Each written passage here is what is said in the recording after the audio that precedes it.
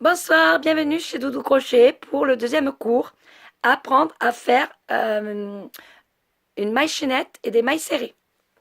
Pour ceci, il vous faut bien sûr de la laine, un crochet numéro 4 selon votre laine, donc du numéro 4, crocheté en 3,5 aussi. Vous faites comme je vous ai appris sur le tuto, le cours numéro 1. Vous faites votre point de base, votre première maille. Vous lâchez. Je vais monter 15 mailles chaînettes pour commencer. Ceci est des cours pour des exemples. Hein.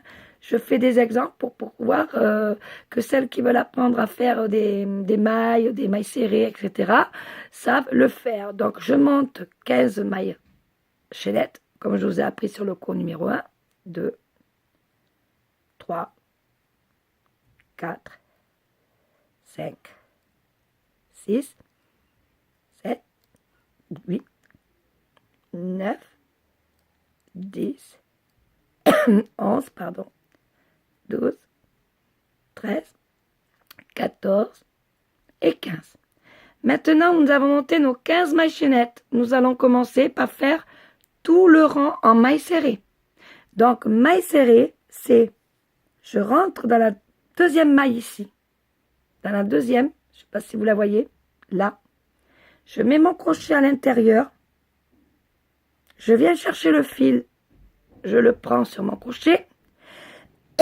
Pardon. Et je viens faire une maille serrée dans les deux mailles. Je vais dans la deuxième maille ici. Je refais la même chose. Je vais chercher le fil.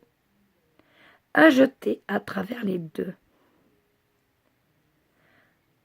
Je viens piquer dans la maille précédente, dans la maille suivante, pardon, une maille en l'air à travers deux.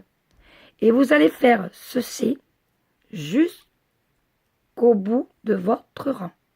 Donc, je vais refaire avec vous 2 fois et on se retrouve au bout. Donc, dans la maille suivante, vous piquez dans la maille, vous allez chercher votre laine. Vous faites un jeté à travers les 2 mailles.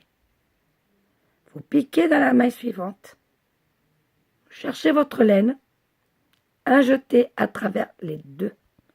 Et on va faire ceci jusqu'au bout et je vous retrouve tout de suite. Voilà, nous sommes arrivés au bout. Et quand vous voulez faire des rangs de mailles serrées sur mailles serrées, vous allez faire ici une maille en l'air.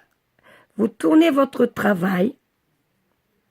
Et vous allez ici, pas dans la première, mais dans la deuxième maille, vous allez refaire le même point, piquer, chercher le fil, un jeté à travers les 2.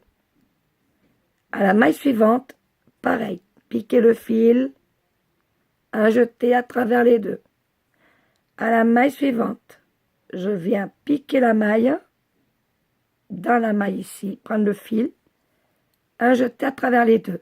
Et vous allez faire ça chaque fois que vous voulez faire des petits carrés ou des petites écharpes pour les débutants qui ne savent pas trop faire les brides.